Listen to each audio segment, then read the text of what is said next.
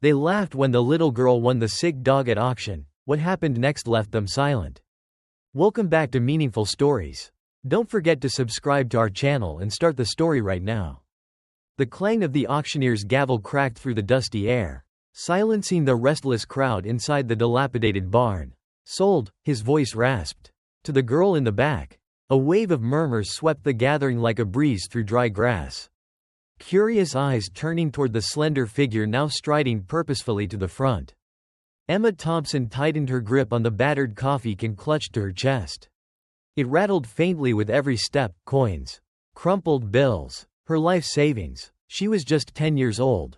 But as she approached the auction block, she walked like someone twice her age. Calm, unshaken, fierce. In the cage at the end of the row, the German shepherd barely lifted his head. His coat hung in ragged tufts, dull as old ash. Bones jutted sharply beneath his skin. He was little more than a shadow of what he had once been.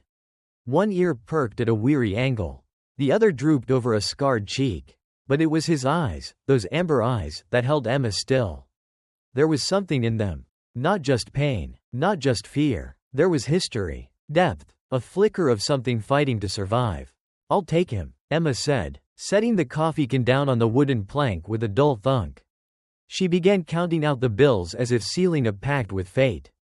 The auctioneer hesitated. "He's trouble. Kid. Returned twice. Medical issues. Failed out of service training. You really want this mess?" Emma didn't blink. Her hands slid through the cage bars, stopping just short of the shepherd's trembling muzzle. Their eyes met. Something passed between them. Something ancient and unspoken. "Yes," Emma said quietly. "I want him." She didn't know it then. But she wasn't just saving Thunder. She was saving herself. And soon, she would be saving an entire town. The ride home was silent. But inside Emma's mind, a storm raged. The old pickup rattled down the gravel road, the coffee can in her lap clinking softly with every bump. Her mother gripped the steering wheel tighter than usual, casting glances in the rearview mirror at the silent creature sprawled in the truck bed. Thunder didn't move, not even when the engine backfired. He lay there, ribs sharp beneath patchy fur, breathing so shallow Emma feared he might slip away before they even got home. But he was watching her. Always watching. They pulled up to the farmhouse. The once vibrant training grounds now abandoned and overgrown. The barn door hung crooked. A ghost of the life it once held. Emma didn't wait for her mother. She jumped out, hurrying around to Thunder, lifting him with more strength than she thought she had. His body was warm, but only just. Inside the house, Sarah spread a blanket by the kitchen hearth. "This is a mistake," she murmured. But Emma didn't hear. She was too busy arranging Thunder, making sure his head rested comfortably. The blanket smelled faintly of her father, wood smoke, leather, and something like cedar. Thunder sniffed it, a barely there twitch of his nose. That night, Emma read aloud from her dad's old training manuals. Page after page of careful notes, illustrations, reminders. She remembered him scribbling in those margins late at night. The glow of his lamp casting shadows that made him look half magician, half scientist. By the second morning, Thunder still hadn't eaten. Emma offered him broth, bits of boiled chicken, even crumbled treats from the old tin her dad used to carry. Nothing worked. On the third day, Sarah found Emma asleep next to Thunder, her tiny hand resting on his chest like she was willing his heart to keep beating. "We can't keep doing this," Sarah said gently. "He's not getting better." Emma's voice was raw but steady. "He's not done yet." That night, by the flickering light of a single candle, Emma spotted something in her father's notes. Some service dogs imprint so strongly on their first handlers. They won't obey anyone else, unless given the original trigger word. Her pulse quickened. "What's your word, Thunder?" she whispered, leaning close. She tried the obvious ones. Eat, dinner, time, nothing. Frustration pricked her eyes, but she kept going. And then, nourish, she said, letting the word hang in the stillness. Thunder's ear twitched. Emma's breath caught. "Nourish," she said again, slower this time. The shepherd shifted, slowly, painfully. He raised his head and sniffed at the bowl beside him. Emma didn't move. She barely breathed. Thunder licked at the broth, then took a tentative bite of chicken. Tears blurred her vision as hope crashed over her like a wave. Thunder was still in there. And now, together, they had found the first step back. Morning arrived cloaked in silver mist. Light filtered through the cracked windowpane in pale ribbons, settling on the battered floorboards like ghosts. Emma sat cross-legged beside Thunder, hands resting gently on his side, feeling the slow, shallow rhythm of his breath. Every rise and fall felt borrowed from fate itself. On the tattered blanket beneath him, a nearly empty bowl gleamed faintly. Thunder had eaten last night 3 small pieces of chicken. For anyone else, it was nothing. For Emma, it was everything. "We start here," she whispered, brushing a finger along his ear, where the fur was thin and brittle. Step by step, the days that followed were a delicate dance between progress and despair. Each morning, Thunder's strength returned by inches. By the end of the 4th day, he stood on shaky legs, his paws splayed wide, trembling, but he stood. Emma didn't cheer. She didn't cry. She met his gaze with quiet determination and gave a simple nod. Thunder answered with a blink, as if to say, "I'm still here." But hope, Emma learned, was not a straight line. The seizure came at midnight. Thunder jerked awake, his body convulsing violently as his legs kicked out, scraping the floor. His jaws clenched tight, foam flecked his lips. Emma was there in an instant.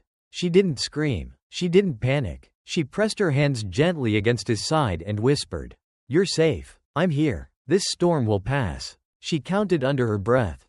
3 minutes, 22 seconds, an eternity. When it ended, Thunder sagged into unconsciousness. Emma remained at his side, reading aloud from her father's journal. She recited training notes like lullabies. Steady and sure, she wasn't ready to let go. Not now, not ever. The next morning, Sarah stood in the doorway, arms crossed over her chest.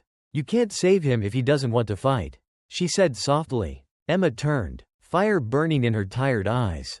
"He's still fighting, so I will too." They pushed forward. Emma returned to the basics: commands, responses, hand signals. At first, Thunder barely responded. Then he followed her hand with his eyes.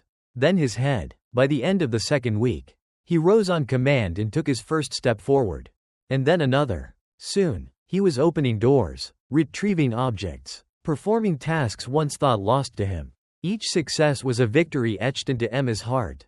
By the 3rd week, Thunder was trotting beside her around the farmhouse, his tail raised like a banner. He was no longer a ghost. He was something new, a survivor. But Emma knew. They had only just begun. The sky bled crimson as the sun sank behind Oak Ridge's distant hills. The wind howled through the gaps in the old farmhouse's boards, a mournful cry that clawed its way under Emma's skin. But she didn't flinch. Her attention was locked on Thunder. He lay curled in the kitchen corner, breathing shallowly, his ribs rising and falling like brittle wings. Sometimes he shuddered, as if fighting some terrible ghost only he could see. Emma's hands clenched into fists at her sides. She had seen this too many times. Yet tonight felt different. "Stay with me," she whispered. "I'm not letting you go." Thunder's body jerked, his muscles seized, limbs flailing in violent spasms. His jaws snapped shut with a sickening crack. Foam sprayed from his mouth. Emma was already moving. She dropped to her knees and slid her arms around his neck, cradling his head, shielding him from hurting himself. "It's okay," she murmured. "You're safe. We're safe." The seizure stretched on, longer than any before. 3 minutes. 4. Sweat dripped from Emma's brow as she counted, her voice never wavering. Sarah burst into the room, fear twisting her face. "Emma, he needs a vet now." "No," Emma shouted. "If I leave him now, he'll think I gave up." "I promised." At last, Thunder's body sagged, his chest heaved with ragged gasps, and his eyes fluttered open, glassy but alive. Emma exhaled a breath she hadn't realized she was holding. She pressed her forehead gently to his. "You made it," she whispered. The vet arrived the next morning with grim warnings. The next one, he might not come back. Emma didn't flinch. "He will," she said, "because he's not finished." That night, she sat in her father's old training barn, surrounded by rotting wood and frayed rope. Her journal lay on her lap, pages smudged with sweat and tears. "I'm not enough," she whispered into the dark. "I thought I could be like you, Dad, but I can't save him." Footsteps approached. Mrs. Wilson stepped into the barn's faint light. She knelt beside Emma, her hands weathered but strong. Your father nearly gave up on his first rescue too, she said quietly, until he realized the dog was waiting for a command he never thought to give. Emma sat up straighter. Hope flickered. What if Thunder's still waiting?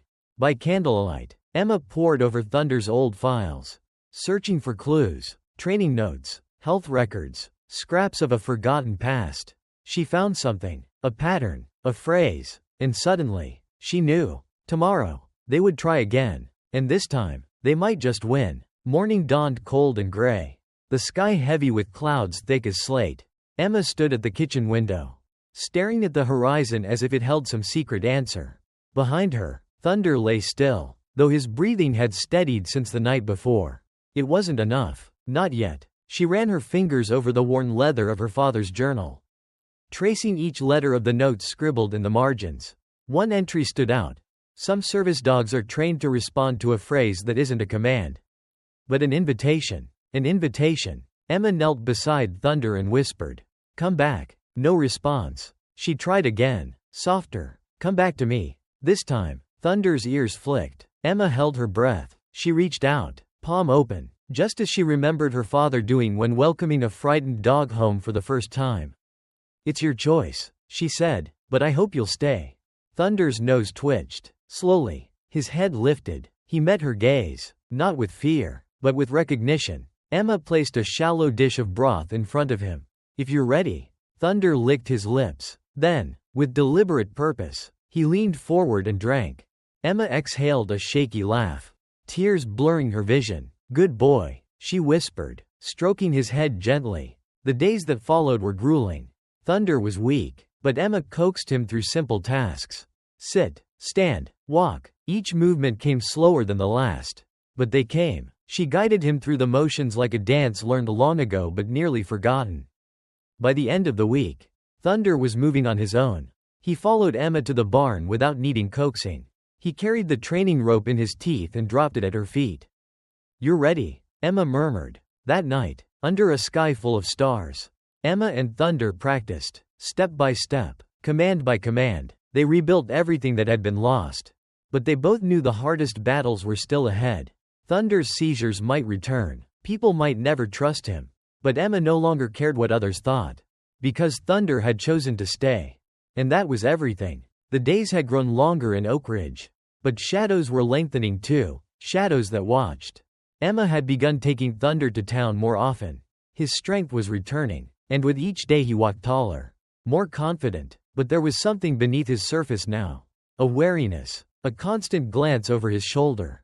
Emma felt it too. One afternoon at the local market, as Thunder demonstrated calming techniques with Timmy Wilson, Emma noticed a man in a dark coat, standing too still. His eyes were hidden beneath the brim of his hat, but she felt them, cold, calculating. Later that night, an envelope appeared on their doorstep. Inside was a single letter. No signature. "Thunder belongs in a real program. You are wasting his potential. Contact me before others do." The letter was followed by a knock on the door 3 nights later. Dr. James Reynolds stood on their porch, smiling. Polished shoes, perfectly pressed suit. He extended his hand, but Emma didn't take it. "I can make Thunder a legend," he said smoothly. "He already is," Emma replied coldly. But Reynolds wasn't alone. His assistants lingered at the edge of the property, eyes watching Thunder like wolves sizing up prey.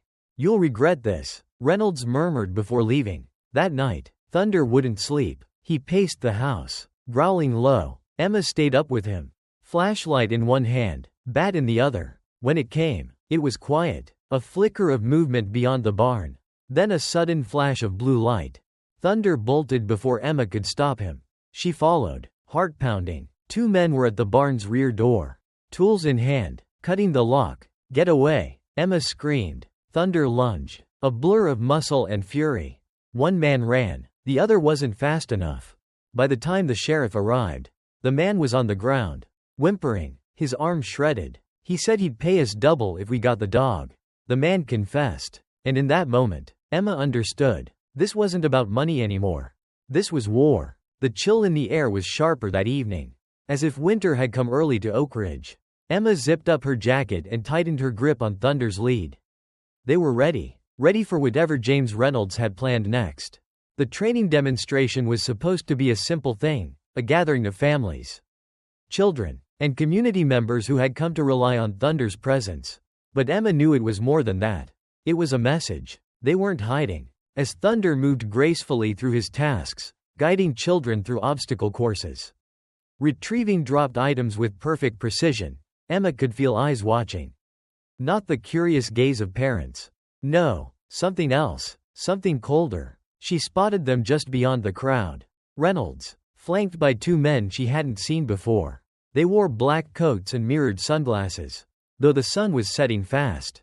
Predators in plain sight. Thunder noticed them too. His ears perked. His steps slowed. But he stayed focused. Then it happened. Zach Jenkins, a boy who had become Thunder's shadow these past weeks, stumbled. His face went pale. His body stiffened. Seizure. Emma moved fast. But Thunder was faster. He pressed his body close to Zach's, grounding him, nudging his hands away from dangerous positions. Emma joined him, counting breaths, monitoring time. The crowd fell silent. When it was over, Zach opened his eyes. His mother burst into tears. And then came applause. Real applause. Not pity. Not skepticism. Respect. Reynolds approached, slow claps echoing like mockery. Impressive, he said, but this is small. Thunder is meant for more. Emma stood, her voice steel. He's doing exactly what he's meant for. Reynolds tilted his head. We'll see. As he walked away, Emma didn't relax. She knew better now. That night, Thunder lay at her feet as she worked on the next phase of their program. Outside, the night was still, but she could feel it. The storm wasn't over. It was only beginning. The wind howled across Oak Ridge, carrying whispers of what was coming. Emma stood by the barn. Thunder pressed close to her side. His body tense, ears pricked. The night smelled like metal and fear. Sheriff Miller's warning echoed in her head. They're coming tonight. The plan was simple. Hold the line. Protect Thunder. No matter what. By midnight, the farmhouse was locked down. Volunteers from Oak Ridge stood ready. Flashlights in hand. Makeshift barricades at the gate. Sarah stayed inside with the younger kids. But Emma wouldn't leave the front. Then came the sound. Engines. Low. Steady. A convoy of black SUVs rolled up the dirt road like a swarm of beetles. James Reynolds stepped out, immaculate in a dark suit. He smiled like a shark. This doesn't have to be difficult, he said. Just hand over Thunder. Emma shook her head. Thunder growled low, a sound that seemed to shake the earth beneath them. Reynolds sighed. So be it. What followed was chaos. His men moved fast, armed with stun guns and nets. They swarmed toward the barn. Thunder bolted forward, intercepting them before they could breach the door. He was a blur of blackened teeth, driving them back with terrifying precision. Emma stayed close, issuing commands. Every move Thunder made was calculated, precise, but the attackers were relentless. Then Reynolds himself moved, cutting through the chaos. He strode toward Emma, tranquilizer gun in hand. You can't protect him forever, he hissed. Watch me. Emma snapped. Thunder lunged. The gun flew from Reynolds' hand. Sheriff Miller's deputies were on him seconds later, pinning him to the dirt. As the last of Reynolds' men were subdued, the farm fell quiet. Emma knelt beside Thunder, stroking his head. We did it, she whispered. Thunder's amber eyes glowed in the moonlight. And Emma knew. This was just the beginning of their fight. But they weren't alone anymore. The weeks after the raid felt like living in a different world. Oak Ridge had changed, and so had Emma. She wasn't just the girl who rescued a broken dog anymore. She was the one who'd stood her ground. And Thunder? He had become something more. Too. News spread faster than wildfire. Reports called it the miracle at Oak Ridge. Journalists came. Cameras flashed. But Emma ignored them all. She only cared about one thing, Thunder. And what they could build together. One crisp autumn morning, a letter arrived. Official. Sealed. National Service Animal Foundation. Sarah read it aloud. They were offering Emma a partnership. Not just funding, but a whole program based on her methods. Thunder would be the face of it.